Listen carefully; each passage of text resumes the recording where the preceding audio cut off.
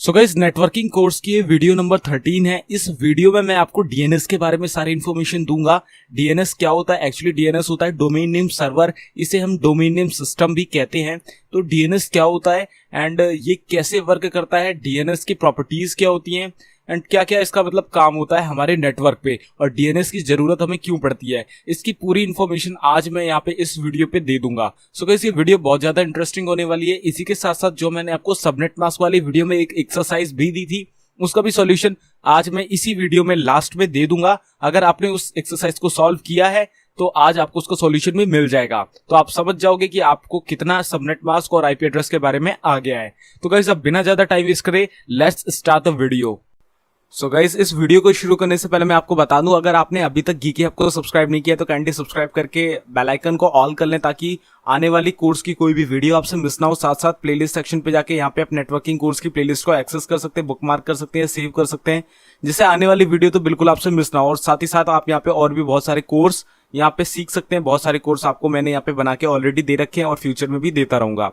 तो अब बिना ज्यादा टाइम वेस्ट करें चलते हैं अपनी वीडियो की तरफ और जानते हैं डिफरेंट टाइप्स ऑफ नेटवर्क के बारे में। सो इस यहाँ पे हम डीएनएस के बारे में समझने वाले हैं। डीएनएस की फुल फॉर्म होती है डोमेन नेम सर्वर या डोमेन नेम सिस्टम। तो यहाँ पे जो हमारा डीएनएस है, इसका पर्पस क्या है? तो guys, addresses are used to locate object. अब मैं यहाँ पे आपको डीएनएस बता देता हूँ डीएनएस एक्चुअली है क्या। देखो, डी का मतलब है डोमेन, ठीक है, डोमेन, और यहाँ पे एन का मतलब है नेम और एस का मतलब है सर्वर या सिस्टम। तो सर्वर हम यहाँ कंसिडर कर रहे हैं, ठीक है।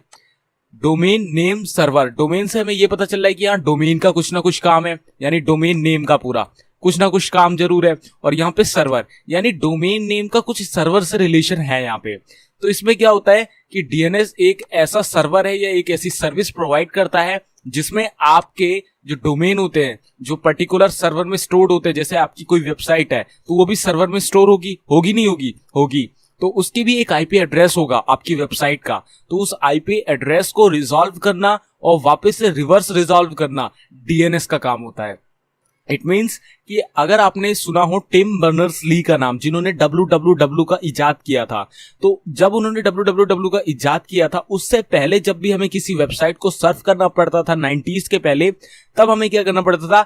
सिंपली वहां पे उस वेबसाइट का आईपी एड्रेस डालना पड़ता था। आईपी एड्रेस, अब यहाँ पे आजकल तो हम दिन में कितनी वेबसाइट्स का इस्तेमाल करते हैं, ठीक है, तो वहां पे सर्च करने में भी कितनी प्रॉब्लम होती होगी। देखो, आज अगर आपको कोई भी वेबसाइट सर्च करनी है, जस्ट लाइक ट्विटर का खोल लिया, तो ट्विटर का अगर आपको आईपी एड्रेस नहीं पता है तो आप नहीं खोल पाओगे। इसके लिए फिर पर्टिकुलर कोई बुक आएगी या कुछ आएगी, तो आप उसमें देख के ढूंढोगे पहले, फिर खोलोगे। और आज क्या है कि आप सिंपली उस नाम को, ट्विटर को आप सिंपली टाइप कर दो, आपका वेबसाइट का वो सर्च रिजल्ट ओपन हो जाएगा, आप सिंपली वहां से वेबसाइट खोल लोगे। तो आप वहां पे सर्च भी नहीं कर सकते थे और साथ ही साथ यहाँ पे आपको आईपी एड्रेस भी देना पड़ता था।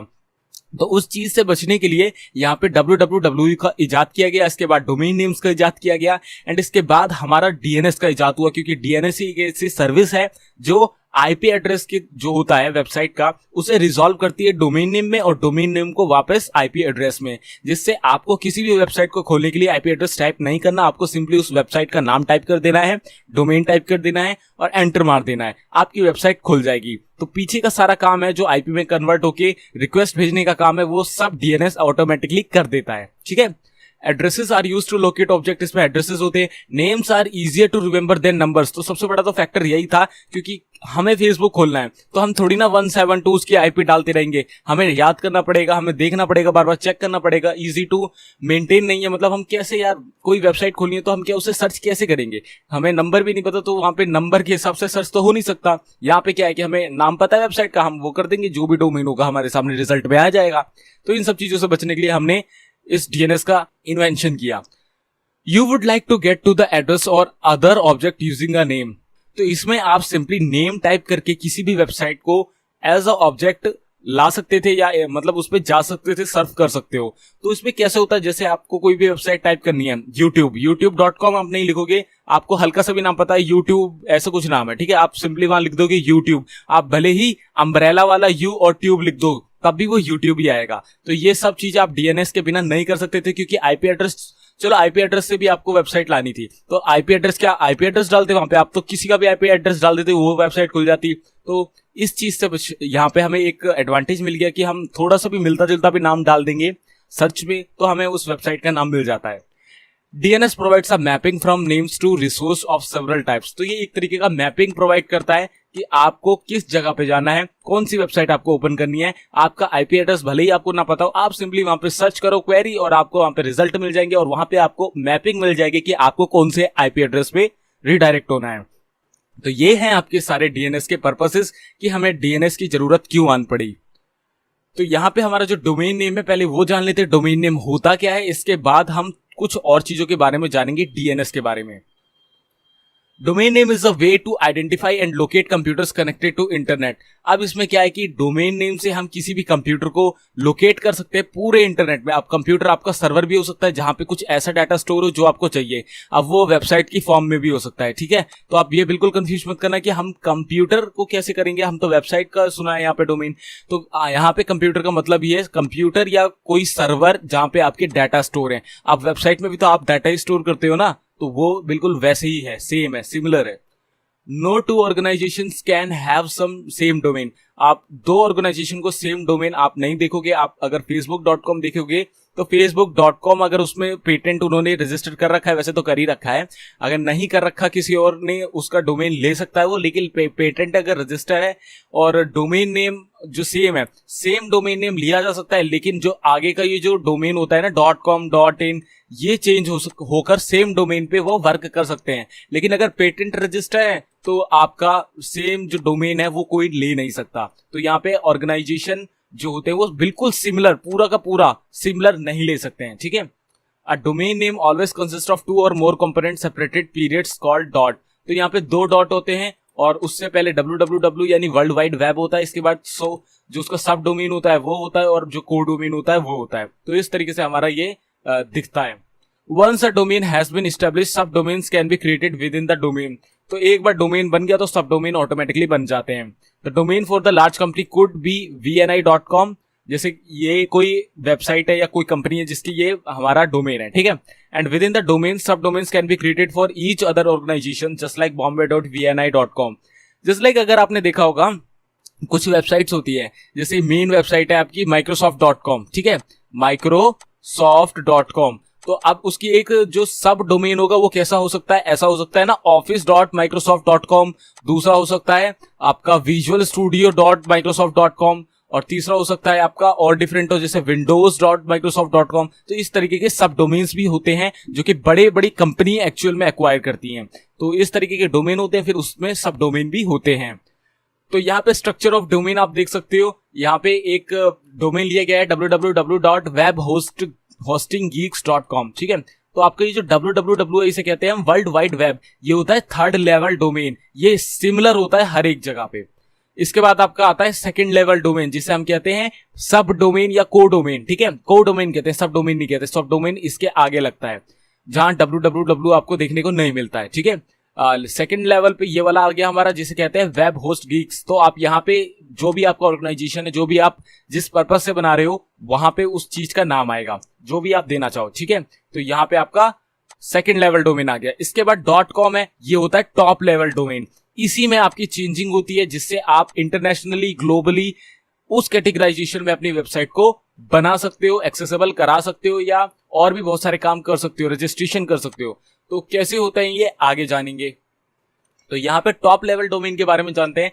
Top level domains are classified into 3 categories. तो एक है ऑर्गेनाइजेशनल और जेनरिक डोमेन, एक है जियोग्राफिकल और कंट्री डोमेन, एक है रिवर्स डोमेन। तो ऑर्गेनाइजेशनल में आपने देखा होगा बहुत सारे डिफरेंट तरीके के वहां पे आपके डोमेन होते हैं, जिसमें आपको देखना होगा यहाँ पे www है जस्ट लाइक, ठीक है, www.microsoft.com, ठीक है, microsoft.com ले रहे हैं।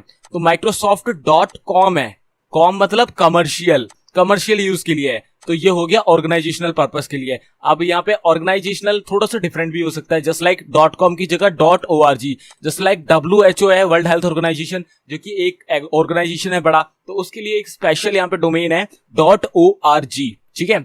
तो कमर्शियली के लिए .com होता है, ऑर्गेनाइजेशनल के लिए .org होता है। अब यहाँ पे आपका ज्योग्राफिकल एरिया वाला आता है। अब ये ज्योग्राफिकल एरिया या कंट्री एरिया के रिलेटेड में कैसे होते हैं, जस्ट लाइक हम इंडिया में हैं तो .in, पाकिस्तान में है .pk, और कहीं और है जस्ट लाइक हम जापान में है .jp, हम यूएस में है .us, हम न्यूजीलैंड में है .nz, और भी डिफरेंट होते हैं। आप समझ सकते हो कि कैसे हम यहाँ पता कर सकते हैं। इंग्लैंड में है तो .uk, इस तरीके की ये होते हैं ज्योग्राफिकल और कंट्री डोमेन्स। इसके बाद आते हैं हमारे पास रिवर्स डोमेन। अब ये रिवर्स डोमेन डिफरेंट तरीके के होते हैं, जस्ट लाइक .info आपने सुना होगा, .xyz, और भी बहुत सारे होते हैं। आप खुद ही समझ लो, जो आपको डिफरेंट तरीके के आज तक दिखे होंगे .com, .in या .in, इन सब के अलावा वो सब आपके रिवर्स डोमेन होते हैं, जो कि एक्चुअल में किसी भी सिक्योरिटी से बेहतरीन नहीं होते हैं, अच्छे नहीं होते हैं।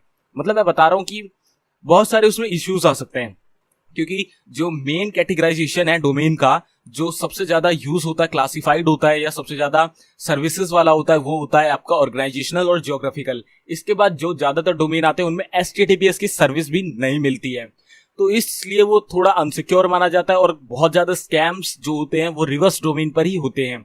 आपने देखा होगा कई बार कुछ वेबसाइट बहुत ही चीप रेट में आपको बहुत सारी चीजें प्रोवाइड कर देती हैं, तो आप उनमें फेक होने का खतरा होता है। तो आप उनकी जो URL है उनमें जरूर देखना, यूनिफॉर्म रिसोर्स लोकेटर जो ऊपर एड्रेस बार होती है उसमें होता है, उसमें जो उनका डोमेन होगा, टॉप लेवल डोमेन होगा, वो मुझे नहीं लगता कि .com होगा, वो होगा ऐसा कुछ .xyz, .info। तो एक बार उसे आप चेक करो तो आपको समझ में आएगा कि ये रिवर्स डोमेन है या कोई दूसरा डोमेन है। तो यहाँ 3 कैटेगराइजेशन थी, तो मैंने आपको बता दिया।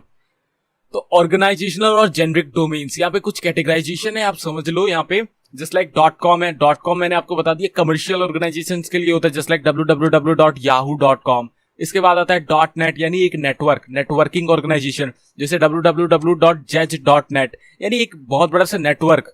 नेटवर्क से आप समझ सकते हो एक नेटवर्क जिसमें आपके 10 कंप्यूटर यहाँ पे है, 10 कंप्यूटर वहां पे, उन सब में आपस में इंटरेक्शन होता है, तो उसे हम नेटवर्क कहते हैं। लेकिन यहाँ पे नेटवर्किंग वो वाला नेटवर्किंग नहीं है, जैसे आप एक ऑर्गेनाइजेशन है, ठीक है, अब उस ऑर्गेनाइजेशन के नेटवर्क है कहीं जगह पे, तो अब हम क्या करेंगे, अपना डोमेन .net पे ले लेंगे, क्योंकि हमारी जो वेबसाइट है धीरे धीरे उसमें लोग जुड़ेंगे तो वो एक नेटवर्क बनता चला जाएगा, तो इसलिए वो .net का एक अलग यहाँ पे डोमेन होता है। फिर आता है .gov एक्चुअली गवर्नमेंट पर्पसेस की जितनी भी वेबसाइट्स होती है, वेब पोर्टल्स होते हैं, सर्विसेज होती है, उनके लिए यूज होता है, जस्ट लाइक www.parivahan.gov, इस तरीके से, ठीक है। .edu यानी एजुकेशनल ऑर्गेनाइजेशंस, जैसे आपका बायजूस हो गया, और बहुत सारे हैं एजुकेशनल, उसमें आप देखोगे .edu भी बहुत सारे होते हैं। .org मैंने आपको बता दिया organisational, just like WHO.org, UNESCO.org, तो ये सब आपके ऑर्गेनाइजेशनल पर्पसेस में यूज होते हैं। .mil यानी मिलिट्री पर्पसेस, अब ये आपका ज्यादातर USA में आपको देखने को मिलेगा, तो उसका डोमेन कुछ इस तरीके के होते हैं। .int इंटरनेशनल ऑर्गेनाइजेशन, जैसे कि आपका कोई बहुत बड़ा ऑर्गेनाइजेशन है, इंडिया से बाहर भी है, इंडिया में भी है, और कई कंट्रीज में है, तो .int भी वहां पे यूज होता है। जैसे कॉलेजेस होते हैं कुछ जिनकी ब्रांचेस इंडिया में भी है, बाहर भी हैं, इंस्टीट्यूट्स होते हैं, तो उन सब में .int भी देखा जा सकता है। तो ये होते हैं डिफरेंट तरीके के आपके डोमेन के जेनरिक। तो यहाँ पे आपके जो ज्योग्राफिकल कंट्री डोमेन्स होते हैं वो कैसे होते हैं, it consist of 2 characters which represent different countries regions, ठीक है। जो लास्ट का जो डोमेन होता है वो आपको कंट्री को रिप्रेजेंट करता है। यहाँ पे अब कैसे करता है, देखो, These codes have been standardized by International Standard Organization ISO, जिसने OSI मॉडल भी दिया है। ISO एक ऐसा ऑर्गेनाइजेशन है जिन्होंने इंटरनेशनल स्टैंडर्ड ऑर्गेनाइजेशन कहते हैं, जिन्होंने OSI मॉडल का भी कॉन्सेप्ट दिया है। इसी के साथ साथ इन्होंने ही कैटेगराइजेशन करी है, वो जो आपके टॉप लेवल डोमेन होते हैं कंट्री वाइज, ज्योग्राफिकल वाइज। तो यहाँ पे आप .in से समझ गए, इंडिया का है, .jp से जापान का, .us से यूनाइटेड स्टेट्स का, .fr से फ्रांस का, .it से इटली का, .cn से चाइना का, इसका तो नाम ही मत लो, .au से ऑस्ट्रेलिया का। तो इस तरीके से यहाँ पे डिफरेंट तरीके के जो टॉप लेवल डोमेन्स होते हैं वो आपके कंट्री वाइज या ज्योग्राफिकल वाइज भी होते हैं। तो ये सब तो आपको आई थिंक आता भी होगा, लेकिन मैंने आपको बता दिया एज अ नॉलेज।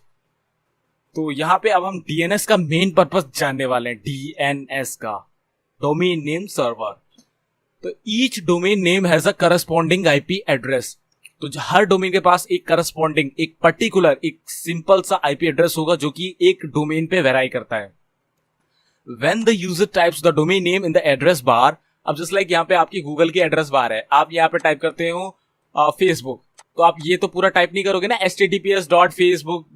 मतलब .com ऐसे तो करोगे नहीं, फेसबुक लिख दोगे सिंपल, आपको सर्च रिजल्ट मिल जाएंगे। ठीक है, तो आपने वो सर्च कर दिया, the corresponding IP address is supplied. अब क्या होगा, वो रिक्वेस्ट जाएगी सर्वर पे गूगल के, अब गूगल रिजल्ट देगा कि हाँ भाई फेसबुक से ऐसे ऐसे ये लिंक्स हैं। ठीक है, आपको फेसबुक की लिंक मिल जाएगी जहां पे https फिर फिर 2 बैकस्लैश फिर www.facebook.com। ठीक है, वो आपको लिंक मिल गई। अब आप उस पर टैप करते हो, टैप कर दिया आपने। अब क्या होगा, अब आपको उस facebook.com की आईपी एड्रेस आपको भेजा जाएगा, आपको मिलेगा फेसबुक के सर्वर की तरफ से। ठीक है, such a translation is possible with the help of system called DNS। अब मैंने आपको बताया है, नेटवर्क में जब भी हम कनेक्टेड होते हैं, इंटरनेट भी एक वैन है। ठीक है, मैंने बताया ऑलरेडी, तो वैन है तो इसका मतलब फेसबुक का जो सर्वर है वो भी एक तरीके से नेटवर्क में कनेक्ट है हमारे साथ। तो अब नेटवर्क में हमें कम्युनिकेशन करना था, तो हम कैसे करते थे, अभी तक हम आईपी से करते थे ना, पिंग करते थे आईपी से। तो हम यहाँ पे आईपी से ही पिंग कर पाएंगे फेसबुक से रिक्वेस्ट लेने के लिए, लेकिन यहाँ पे हम आईपी कैसे दे रहे हैं, हम तो यहाँ पे फेसबुक टाइप कर रहे हैं, तो ऐसे थोड़ी ना कम्युनिकेशन होगा। लेकिन जब हमने वो सर्च किया गूगल पे, तो गूगल ने हमें एक रिजल्ट दिया www.facebook.com का, जहां पे फेसबुक की आईपी थी। जब हमने उस लिंक पे क्लिक किया तो वो फेसबुक के सर्वर पे गई कि हाँ भाई ये हमसे कम्युनिकेशन करना चाह रहे हैं, क्योंकि हमें उस लिंक से आईपी मिल गया फेसबुक का। हमने तो डोमेन किया, लेकिन हमें तो आईपी मिल गया ना वहां रिजल्ट से। तो इसलिए हमारा डीएनएस यूज होता है, क्योंकि डीएनएस की मदद से ही आप जो सर्च करते हो, आपकी जो वेबसाइट का नाम होता है वो आईपी को कन्वर्ट कर पाता है, रिजॉल्व कर पाता है और आपको रिजल्ट दे पाता है उस वेबसाइट के, क्योंकि सब कुछ एक नेटवर्क में कनेक्ट है और नेटवर्क में हम आईपी के थ्रू ही एक दूसरे से इंटरेक्शन या कम्युनिकेशन कर पाते हैं। तो ये इस तरीके से वर्क करता है। Domain name system is a collection of the database that contain information about domain names and their corresponding IP address। ये एक तरीके का आप मान लो डेटाबेस है ये सर्वर, जिसमें डेटाबेस स्टोर है। और डेटाबेस में जैसे आप मान लो एक टेबल है, ठीक है, ये टेबल है जिसमें 2 कॉलम है, एक ये रहा एक ये रहा। इस कॉलम में प्रत्येक रो में, हर रो में आपको जैसे facebook.com उसका यहाँ पे होगा आईपी, या google.com या उसका आईपी, यहाँ पे twitter.com या उसका आईपी, या instagram.com या उसका आईपी, या youtube.com या उसका आईपी। इस तरीके से रिजॉल्व होगा। अब गूगल क्या है, इसकी जो पहुंच है वो गूगल के सर्च रिजल्ट में है कि हाँ भाई कोई ये क्वेरी सर्च करेगा तो हम सिंपली उसका आईपी एड्रेस उठा के उस वेबसाइट के साथ लगा के दे देंगे। तो इस तरीके से हम गूगल पे सर्च करेंगे किसी भी वेबसाइट का नाम, तो उसका यहाँ पे आपकी लिंक आ जाएगी और लिंक के पीछे छुपा है आपका आईपी एड्रेस, जो कि डीएनएस की मदद से रिजॉल्व हो जाता है और आप सिंपली उस वेबसाइट को एक्सेस कर पाते हो। इस तरीके से आपका पूरा डीएनएस वर्क करता है। तो हाउ डीएनएस लुकअप वर्क्स। अब डीएनएस में आपके लुकअप्स होते हैं। अब लुकअप्स क्या होते हैं, DNS is the resolution of a domain name to an IP address. ये एक तरीके का रेजोल्यूशन है जो कि रिजॉल्व करता है आपके डोमेन को आईपी में और आपका वापस आईपी को डोमेन में, दोनों काम होते हैं डीएनएस में। अब रिवर्स वाला कैसे होता है मैं पूरा बताऊंगा। Moreover for those of you who are not aware of how it works, read on learn on the basics. अब देखो मैं बता देता हूं, यहाँ पे आपको पढ़ने की जरूरत है, इसको समझने की जरूरत है, तो मैं बता देता हूं। डीएनएस में लुकअप्स होते हैं। कौन कौन से लुकअप होते हैं, फॉरवर्ड डीएनएस लुकअप और एक होता है डीएनएस का रिवर्स लुकअप, जिसे कहते हैं रिवर्स डीएनएस लुकअप। अब जो फॉरवर्ड होता है वो क्या करता है, डोमेन टू आईपी करता है, डोमेन टू आईपी करता है, और जो रिवर्स होता है वो वापस आईपी टू डोमेन करता है। अब ये कैसे हो रहा है भाई मैं बता देता हूं। डोमेन टू आईपी तो मैंने बता दिया कि आप फेसबुक सर्च करोगे, फेसबुक की लिंक मिल जाएगी, लिंक एक डोमेन वाली होगी, डोमेन पे क्लिक करोगे तो आईपी से वो रिडायरेक्ट कर देगा आपको। इस तरीके से आपका फॉरवर्ड लुकअप जो होता है, फॉरवर्ड लुकअप डीएनएस होता है, वो वर्क करता है। और आईपी टू डोमेन कैसे वर्क करता है, ये आपका करता है रिवर्स डीएनएस लुकअप। अब अगर आप आईपी डालते हो ना डायरेक्ट यहाँ पे एड्रेस बार में, गूगल की एड्रेस बार में डायरेक्ट आप आईपी डाल रहे हो, तब आपका रिवर्स वर्क करेगा, क्योंकि आप जैसे डालते हो फेसबुक की यहाँ पे आईपी 192.168 जो भी होगी आईपी, ठीक है, और अब आप उसे सर्च कर देते हो, डायरेक्ट फेसबुक खुलेगा और कुछ नहीं खुलेगा। तो ये कैसे खुल रहा है, ये बिकॉज ऑफ रिवर्स लुकअप जो होता है आपके, उसकी वजह से खुल रहा है, क्योंकि यहाँ पे ये आईपी टू डोमेन भी तो कन्वर्ट कर रहा है। तो दोनों ही ऐसे वर्क करते हैं। तो प्रैक्टिकली मैं आपको करके भी दिखा देता हूं। तो गाइस मैं आ चुका हूं अपने डेस्कटॉप स्क्रीन पे। अब मैं यहाँ पे अपना गूगल क्रोम भी ओपन कर लेता हूं, इसी के साथ साथ अब मैं यहाँ पे अपना सीएमडी भी ओपन कर लेता हूं। एक काम करता हूं, यहां मैंने सीएमडी अपना ओपन कर लिया है और यहाँ पे हम एक वेबसाइट ओपन करने वाले हैं। अब मैं यहाँ पे वेबसाइट ओपन करूंगा, जस्ट लाइक मैं फेसबुक ही ओपन कर लेता हूं। तो जो हमारा डीएनएस का लुकअप होता है उसके लिए हमारे पास यहाँ पे कमांड होती है ns lookup, ठीक है, ns lookup। तो हम सिंपली उस कमांड को यहाँ एंटर कर देते हैं और यहां हमें facebook.com खोलना है, तो हम सिंपली यहां लिख देंगे facebook.com। यहाँ हमने facebook.com लिख दिया, एंटर हिट करेंगे तो यहाँ पे हमें देखो एड्रेस मिल जाएगा। ये आईपी वर्जन 6 का एड्रेस है, ये हमारा आईपी वर्जन 4 का एड्रेस है facebook.com के सर्वर का। इसे मैं यहाँ पे कॉपी कर लूंगा और सिंपली अपनी गूगल क्रोम की एड्रेस बार पे जाके इसे पेस्ट कर दूंगा और सर्च कर दूंगा। तो देखो जैसे ही मैंने ये आईपी एड्रेस यहाँ पे एंटर किया और यहाँ पे सर्च किया, मेरे को facebook.com यहाँ रिडायरेक्ट हो गया है। इस तरीके से मैं यहाँ पे आईपी वर्जन 4 की आईपी से फेसबुक में रिडायरेक्ट हो पा रहा हूं। इसे कहते हैं रिवर्स डीएनएस लुकअप। तो गाइस अब मैं यहाँ पे आपको फॉरवर्ड लुकअप वाला भी बता देता हूं। तो अगर आप यहाँ पे सिंपली फेसबुक सर्च करते हो अपने यहाँ पे, जैसे facebook.com है, तो ये हम ना सर्च करके गूगल सर्च पे फेसबुक सर्च करेंगे तो यहाँ पे हमारे पास रिजल्ट आ गया, क्योंकि हमने फेसबुक सर्च किया है तो वो गूगल पे क्वेरी गई है। अब गूगल से में रिस्पॉन्स आया है कि फेसबुक से मिलता हुआ कुछ इस तरीके का है। तो ये सारे रिजल्ट आए हमारे उस टेबल पे जहां पे पर्टिकुलर आपका जो डोमेन नेम है उसके आगे आईपी स्टोर है, जो कि आपका डीएनएस सर्वर में स्टोर है डेटाबेस। अब वहां पे हमारे पास फेसबुक से रिलेटेड ये वाली वेबसाइट थी जिसका डोमेन ये रहा। अब इस पे हम क्लिक करेंगे तो डायरेक्ट ये आईपी से रिकॉल होगा और आईपी से कॉल होकर डायरेक्ट हमें फेसबुक के सर्वर पे रिडायरेक्ट कर देगा और हमारा फेसबुक का वेब पेज खुल जाएगा। तो हम एक तो ये करते हैं जो कि हमें एक्चुअल में लॉजिकली होता है, दिखता नहीं है, लेकिन अगर हम सीएमडी के थ्रू ऐसे ही कुछ करें तो हम कैसे करेंगे, उसके लिए भी गाइस एक कमांड है एनएस लुकअप की ही। तो उसे हम कैसे करेंगे, हम सिंपली यहाँ पे इसका जो हमारे पास आईपी एड्रेस आया है वो कॉपी कर लेंगे, या फिर हम किसी और भी वेबसाइट का आईपी एड्रेस यहाँ पे निकाल सकते हैं, लेकिन हमारे पास फेसबुक का है, हम इसे कॉपी कर लेते हैं। अब मैं क्या करूंगा, यहाँ पे एनएस लुकअप की कमांड दोबारा से चलाऊंगा, एनएस लुकअप, और यहाँ पे अपनी यहाँ पे उसे जो हमने यहाँ पे कॉपी करी आईपी वर्जन 4 उसे पेस्ट कर दूंगा। ठीक है, एंटर हिट करूंगा तो यहाँ पे आप देख सकते हो सर्वर तो अननोन होगा बिकॉज सिक्योरिटी होती है, फायरवॉल्स होती है, और ये हमारा एड्रेस है, ये तो हमें यहाँ पे पता ही है। साथ साथ हमारा जो ये आईपी एड्रेस है इसका नेम क्या है, HStarMiniSHV.DLY Facebook.com, हमें यहाँ सिंपली पता चल गया। और एड्रेस क्या है, ये हमने जो एंटर किया था। तो ये है हमारा फॉरवर्ड डीएनएस लुकअप, और ये वाला हो गया हमारे पास कौन सा, रिवर्स डीएनएस लुकअप। तो इस तरीके से हम IP to domain and domain to IP convert कर सकते हैं। अब हम यहाँ पे अगर facebook.com इसे कॉपी करके यहाँ पे एंटर करेंगे, ऑटोमेटिकली हमारा डोमेन खुल जाएगा।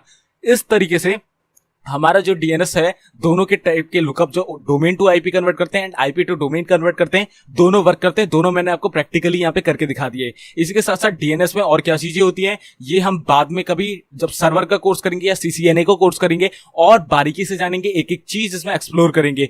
कुछ जोन्स भी होते हैं, कुछ और भी चीजें होती है डीएनएस के बारे में, वो भी एक्सप्लोर करेंगे। अभी यहाँ पे नेटवर्किंग के हिसाब से आपको मैं सारी इन्फॉर्मेशन दे रहा हूँ।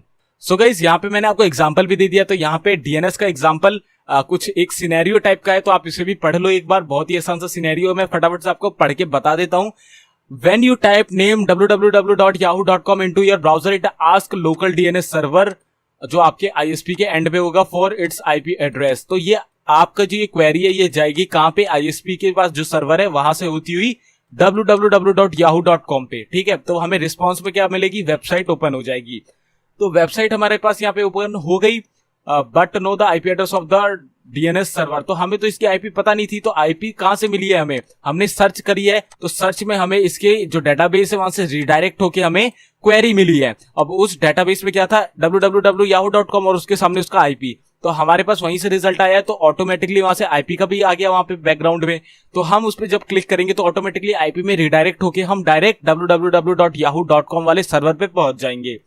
तो local DNS then ask the DNS for IP address, हो गया इतना। इसके बाद क्या है, the com DNS server replies with the same answer, it does not know the IP address of www.yahoo.com but know the IP address of yahoo.com। तो वो redirect हो गया। इसके बाद क्या है, आपका जो yahoo.com है वो ओपन हो जाएगा। तो यार बेसिकली कुछ भी नहीं है, आप अपने सिस्टम पे सर्च करोगे, आपको सर्च रिजल्ट मिलेगा, उससे रिलेटेड डोमेन मिलेगा, डोमेन के पीछे आईपी छुपा होगा। जब आप क्लिक करोगे डायरेक्ट उसी आईपी के थ्रू उस डोमेन के सर्वर पर रिस्पॉन्स जाएगा और वहां से आपको वापस से रिस्पॉन्स आएगा और आप वहां पे रिडायरेक्ट हो जाओगे। इस तरीके से यहाँ पे डीएनएस का वर्क होता है। रिवर्स होता है, एक होता है आपका फॉरवर्ड। दोनों के लुकअप जोन मैंने आपको बता दिए कैसे वर्क करते हैं, आप कैसे कर सकते हो।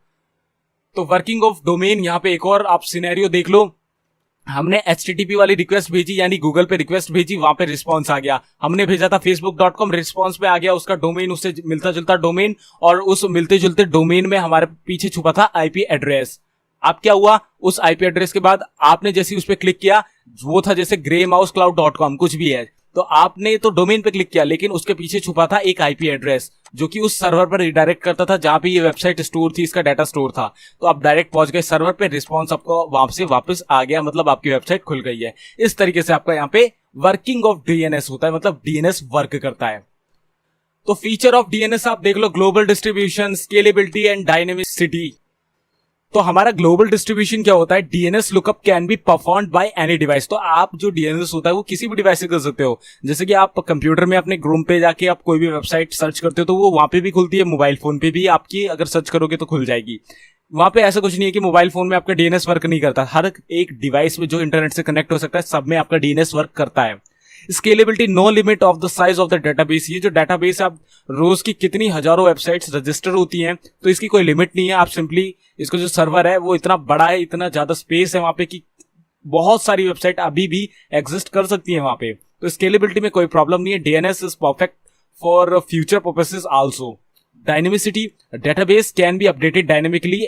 मतलब इसमें डायनेमिकली का मतलब है ऑटोमेटिकली सारे काम होते हैं, स्टैटिकली हमें करना नहीं पड़ता। तो हमारा आसानी काफी ज्यादा है कि कोई भी डोमेन रजिस्टर होता है तो ऐसा कुछ नहीं होता कि अमेरिका में जहां सर्वर लगे हुए हैं वहां पे इंजीनियर जाएगा, डेटाबेस में एंट्री करेगा उस वेबसाइट की और उस वेबसाइट की आईपी की। ऐसा कुछ नहीं है, डायनेमिकली ऑटोमेटिकली अपने आप रजिस्टर हो जाएगा और अपडेट हो जाएगा, यानी ऐड, डिलीट, मॉडिफाई अपने आप रिकॉर्ड हो जाएंगे। तो ये सारे इसके फीचर्स थे जो कि इसे बहुत ही अच्छा बना देते हैं। हमारा जो आज का सिस्टम है डीएनएस का वो बहुत ही अच्छा है और हमें कोई भी यहाँ पे ज्यादा बड़ा डिसएडवांटेज देखने को नहीं मिलता है। तो गाइस यहाँ पे आ गया है टाइम, जो पिछली एक्सरसाइज मैंने आपको दी थी सबनेट मास्क वाली वीडियो में उसके सॉल्यूशन का।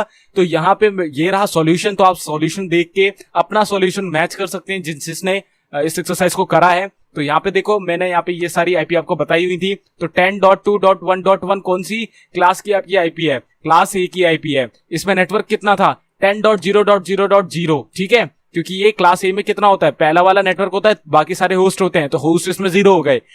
अब होस्ट में क्या था, नेटवर्क 0 होता है, बाकी होस्ट में नंबर्स होते हैं, तो होस्ट यहाँ पे 0, जो नेटवर्क था वो 0 हो गया और होस्ट आ गए। इस तरीके से सभी जितने भी थे आप देख सकते हो, ये क्लास बी की है, ये क्लास सी की है, क्लास सी की है, फिर बी की है। तो ये सारे यहाँ पे आपको सॉल्यूशन मिल गए हैं। वहीं यहाँ पे आपको एक ओवर लिमिट आईपी भी मैंने दी थी 256 से रिलेटेड होके, तो वो नॉन एग्जिस्टेंट है, तो उसका भी यहाँ पे सॉल्यूशन है। तो आप इस सॉल्यूशन को मैच करें एंड जिसको ये सॉल्यूशन सही आया है, एक्सरसाइज करी हुई है, तो गाइस मुझे कमेंट करके बताएं, मैं सबको एक हार्ट और एक रिप्लाई जरूर देने की कोशिश करूंगा।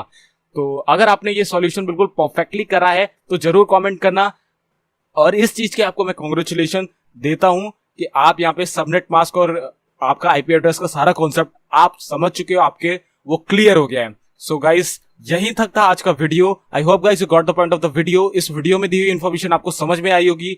कोई भी क्वेश्चन हो, क्वेरी हो तो जरूर से कमेंट कर देना, इस वीडियो को एक लाइक कर देना। सो गाइस अगली वीडियो में हम रेड सिस्टम के बारे में पढ़ेंगे। रेड होता है redundant array of independent disk, जिसमें हम रेड 0, 1, 2, 3, 4, 5, 10 इन सभी के बारे में एक अच्छा नॉलेज लेंगे। सो गाइस बहुत इंपॉर्टेंट होने वाली है वो वीडियो, उस वीडियो को आप बिल्कुल भी मिस मत करना। सो गाइस मैं मिलता हूं आपसे अगली वीडियो में, तब तक के लिए goodbye, take care, stay healthy and Jai Hind.